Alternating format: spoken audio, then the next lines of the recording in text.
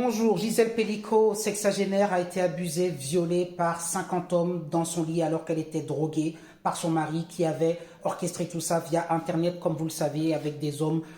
Monsieur tout le monde, paraît-il, avocat, homme d'affaires et compagnie, électricien, machin, qui venait violer une femme qui était complètement dans un état comateux, ce qui est inadmissible. Et vous avez vu pendant le procès, les hommes qui se cachent, qui ont honte comme ça. Et vous avez une liste de 50 personnes avec des noms qui défilent, qui sont identifiés. Vous savez que la loi interdit cela. Je ne sais pas comment cette liste a pu circuler. C'est la liste de la honte. Mais la question que je vous pose ce matin, c'est êtes-vous pour la diffusion des visages et des noms des personnes, bien sûr contre la justice, parce que la loi protège ces personnes et normalement, on n'a pas le droit de divulguer les informations sur l'identité des personnes qui commettent les crimes. Mais seriez-vous pour? Moi, je suis personnellement pour. Je vous le dis pourquoi. Je suis pour parce que je pense qu'il est trop facile d'avoir un double visage, de se présenter à sa famille, à ses proches comme un ange, parce que la plupart des personnes tomberaient des nues dans leur entourage, parce que ces personnes-là sont des bons pères de famille qui rentrent et qui ont une vie tout à fait ordinaire, et d'agir de manière monstrueuse en profitant d'Internet et de l'anonymat pour commettre toutes sortes de crimes.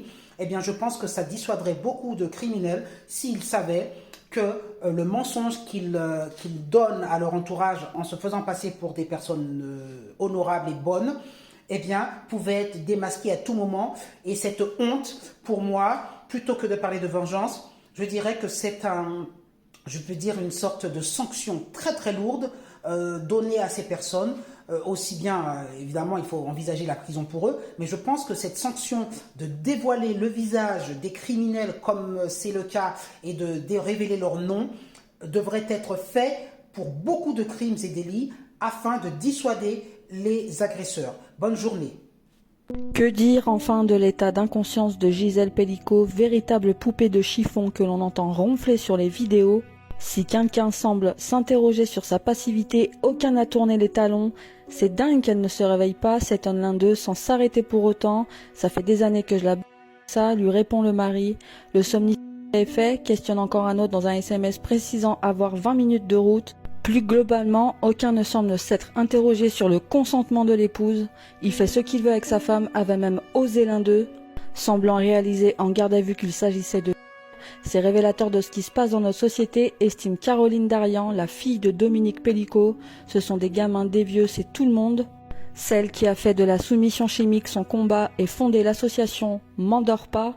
Elle-même sera partie civile au procès aux côtés de ses belles-sœurs dont des images impudiques captées dans leur salle de bain ont été retrouvées. Pour Caroline, photographiée endormie dans des sous-vêtements qui ne sont pas les siens, le doute est un poison. Je suis intimement persuadée d'avoir été droguée, mais il n'avouera jamais, se désespère-t-elle. Une autre victime n'a jamais voulu porter plainte. Il s'agit de l'épouse de Jean-Pierre M., l'un des émules de Dominique Pelicot qui donnait volontiers ses conseils en matière de soumission chimique.